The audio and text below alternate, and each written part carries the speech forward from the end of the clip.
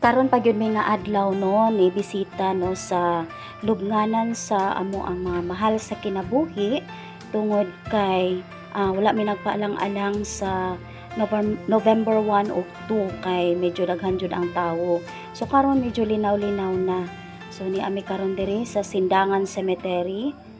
Okay, so nangita mi no sa among mga mahal sa kinabuhi ug nakita gyud namo sila no ang side sa ako ang bana dayon wala damha nga ang ako usab nga estudyante ug ang iyang mga ginikanan naara po di ay sa ibabaw sa mityo sa iyahang lola or sa among lola. Okay, so ano ang ginikanan sa amo ang estudyante nga si Salvi. It's been 6 months nga nawala na siya ug anaa na siya karon sa mga kamot sa atong Ginoong Hesukristo ug nga nagpasalamat ko nga nakabisita usab ako kaniya.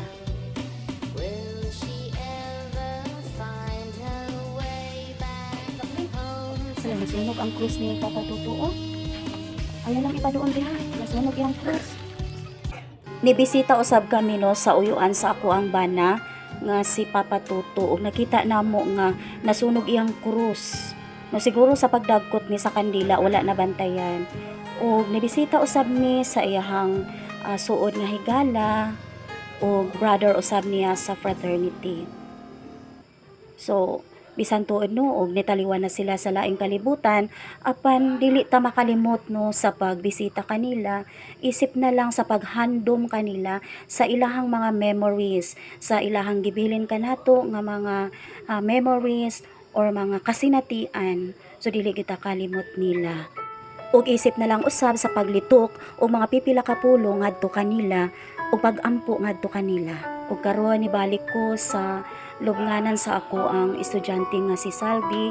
Sal, kung asa makakaroon ka ba lumina anak ka sa kamot sa atong Ginoo.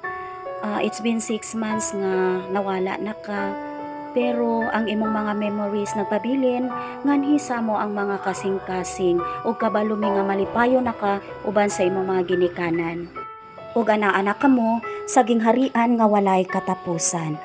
Ug tungod usab kay medyo layo man no ang akong mga mahal sa kinabuhi sa ko ang side.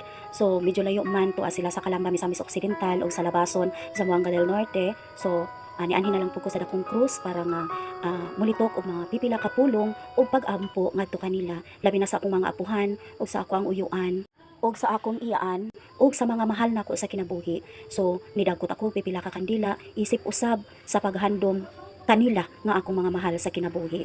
Thank you Lord nga nakabisita gihapon ko bisan diri no sa dakong krus kay ingon sila nga diri man gyud ko na ta mag-abot sa dakong krus.